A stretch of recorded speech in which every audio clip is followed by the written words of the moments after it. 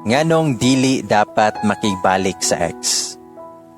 51% or over half of Filipinos ang motoo nga, love is sweeter the second time around. But pila lang pod ka percent sa mga nagbalik ang nahimong successful ang ilang relationship.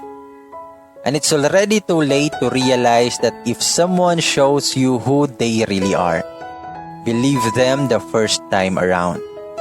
So as early as now, say never again.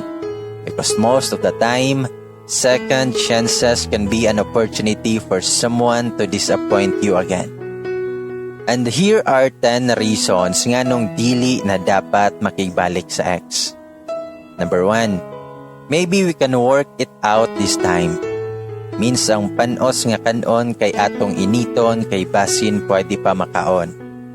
Di man ang panos kay para rana sa lamaw sa baboy. Binaboy ka na nga, magbinaboy pagyud ka. Nganong mag-anto sa panos kung pwede magluto og bago?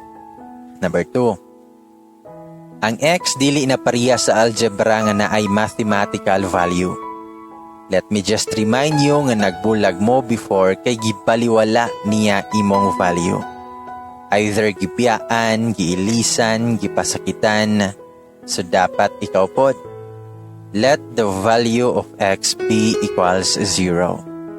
Number 3, mong X ang tawag ni mo niya kay X means no more extension sa expired ninyong relasyon. Life itself has an expiration date. As animals, plants, and people are born and die, so are moments in time. When the moment has passed, you have to let it go. Number 4, kung magbalik niya mag-away na pud mo, lupig pa ninyo ang construction worker kay inyong kaluton pagbalik ang mga sayop nga nabuhat sa una. Bisan magsabot pa mo to forget everything before, trust me, inig-LQ ninyo, bisan dili Thursday, kay mag-throwback na mo.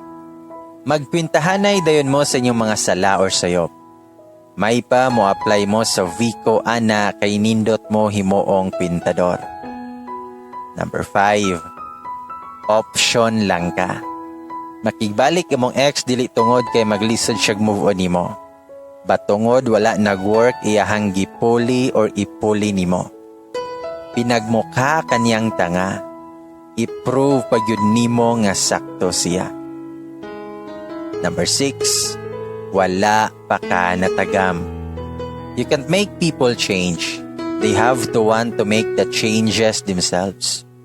Of course, tandoon ka sa tananimong kondisyon og mo promise nga mag-usab na siya para lang magbalik mo.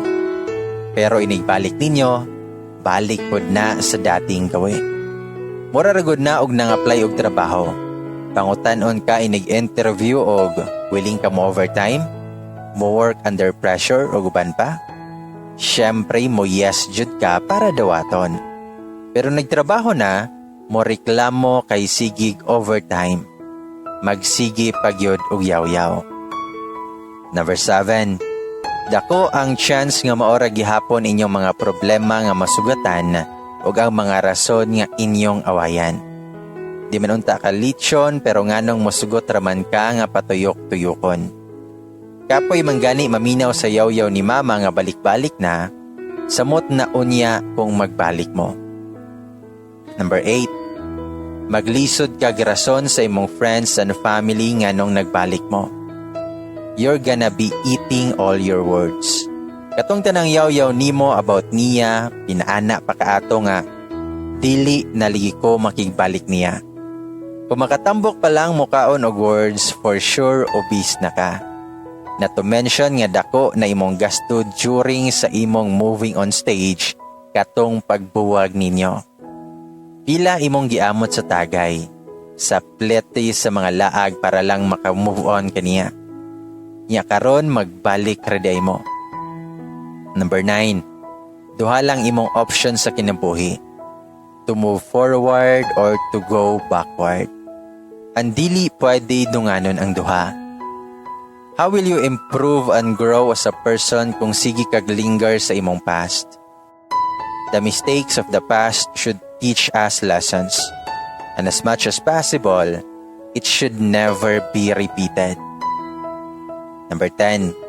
Dili ka tourist spot nga pwede niyang balik-balikan kung kanus siya ganahan.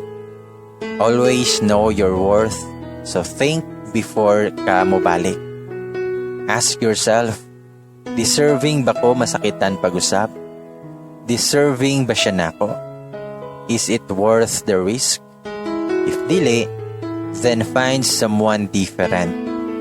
Someone who can show you a different side of life.